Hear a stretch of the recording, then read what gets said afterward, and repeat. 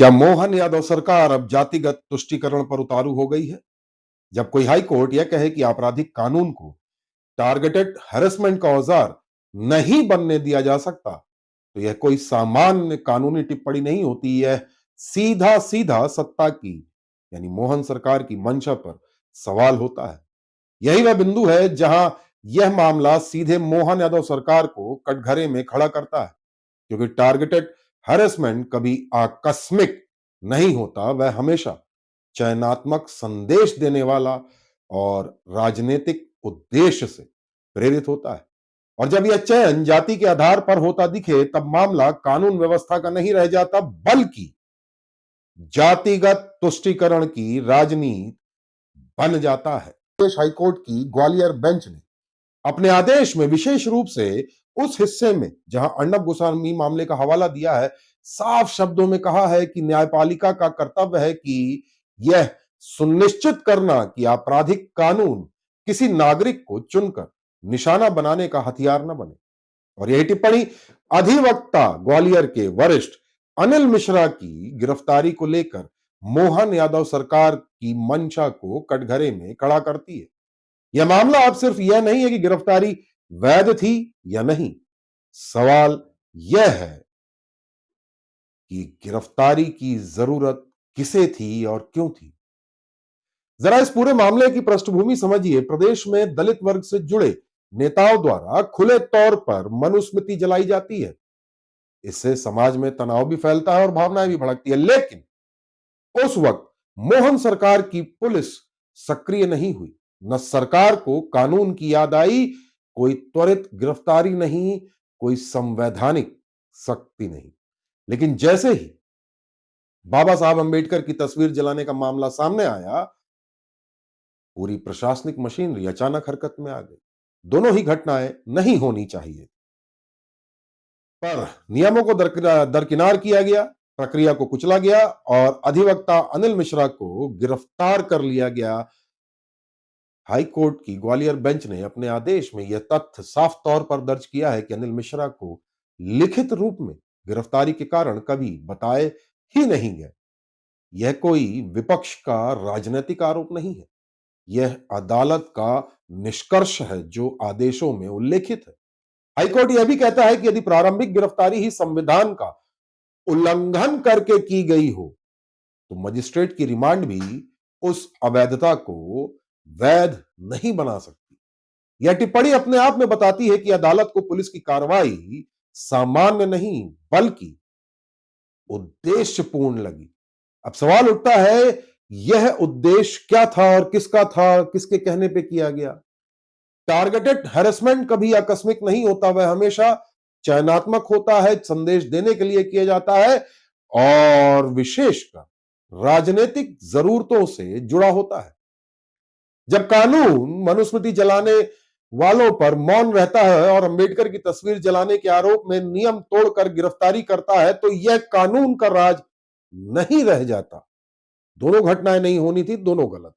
एक पे कार्रवाई, एक पे नहीं। मोहन सरकार की मंशा पर सवाल।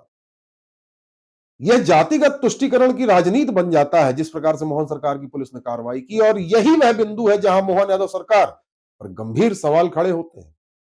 क्या यह मान लिया गया है कि सवर्ण समाज, विशेषकर ब्राह्मण वर्ग, भाजपा की स्थायी बपौती है? नेता कहते हैं कि पॉकेट में है। क्या इसलिए उनकी संवैधानिक अधिकारों पर चोट भी राजनीतिक रूप से सुरक्षित मानी गई? यार हमारे नौकर ही है, कहां जाएंगे? एससी एसटी वोट बैंक को संतुष्ट करने के लिए क्या पुलिस को यह छूट दे दी गई है कि वह एक ब्राह्मण अधिवक्ता को उदाहरण बनाकर पेश करे? हाईकोर्ट की ग्वालियर बेंच ने अर्नब गोस्वामी मामले का हवाला देकर यह याद दिलाया कि न्यायपालिका का काम केवल अपराध की जांच को खुली छूट देना नहीं है, बल्कि यह सुनिश्चित करना भी है कि सत्ता कानून को राजनीतिक हथियार की तरह इस्तेमाल न करे।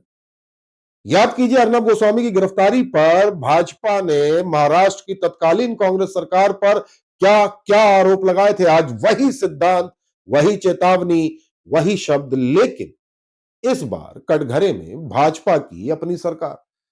और अंत में एक और तथ्य एफआईआर दर्ज करवाने वालों में से एक व्यक्ति पुलिस रिकॉर्ड में फरार बताया जा रहा है।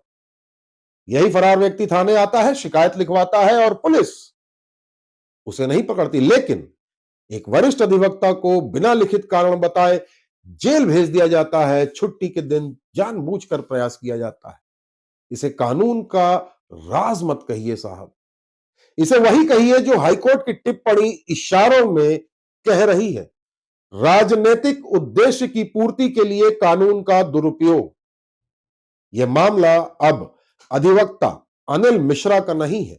यह सवाल बन चुका है कि मध्य प्रदेश में कानून संविधान से चलेगा या मुख्यमंत्री की जातिगत राजनीति से। सवाल गंभीर है।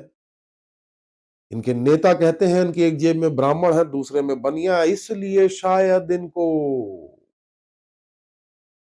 पुश्तैनी नौकर समझ लिया गया है, जिनके अधिकारों के लिए भाजपा के न नेता बोलते हैं, न विधायक, न मंत्री, न पदाधिकारी, यहां तक कि उप मुख्यमंत्री राजेंद्र शुक्ला भी चुप्पी साध लेते हैं कि आखिर सवाल कुर्सी का है। पर यह केवल जातिगत तुष्टीकरण की बात नहीं है, सामाजिक ताने बाने को उधेड़ने का प्रयास के तौर पर भी देखा जा सकता है। सरकार निष्पक्ष होनी चाहिए, संविधान निष्पक्ष है, जो बिना जाति बिना धर्म देखे न्याय करना है। पर अनिल मिश्रा के मामले में जो कार्रवाई पुलिस द्वारा की गई, जिस पर हाईकोर्ट ने सख्त टिप्पणी की और अनिल मिश्रा को जमानत भी दी, यह दर्शाता है कि पुलिस किसी विशेष उद्देश्य के तहत ही कार्रवाई कर रही थी। और आपको बता दूं, मध्य प्रदेश के गृह मंत्री स्वयं मुख्यमंत्री मोहन यादव है। पुलिस अपनी मर्जी से इस तरह नियम नहीं तोड़ती जब तक उनके आका, विशेषकर राजनीतिक आका, कोई आदेश न दे। यहां आदेश किसने दिया? गृह मंत्रालय ने, सीएम सचिवालय ने या किसी और ने?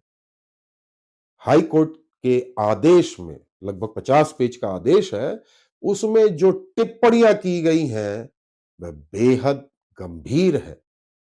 सरकार की मंशा, पुलिस की कार्रवाई और कानून व्यवस्था तीनों पर गंभीर सवाल खड़े करती है। मैं कह रहा हूं कि मैं मनुस्मृति जलाने का भी विरोध करता हूं और बाबा अंबेडकर की फोटो जलाने का भी विरोध करता हूं, परंतु जब एक जैसी दो घटनाएं हो तो एक पे कार्रवाई दूसरे पे नहीं। ये तुष्टीकरण की राजनीति है। चूंकि यहां जातिगत मसला है, इसलिए इसको कहा जा सकता है कि भारतीय जनता पार्टी की मोहन यादव सरकार जातिगत तुष्टीकरण कर रही है। और यदि नहीं कर रही तो आईएएस संतोष वर्मा का भी एक उदाहरण है, आईएएस मीनाक्षी सिंह का उदाहरण है, मनुस्मृति जलाने की फोटो वीडियोज हैं। इन पर भी इसी तरह कार्रवाई करें तो समझ में आए कि भारतीय जनता पार्टी अब निष्पक्ष है।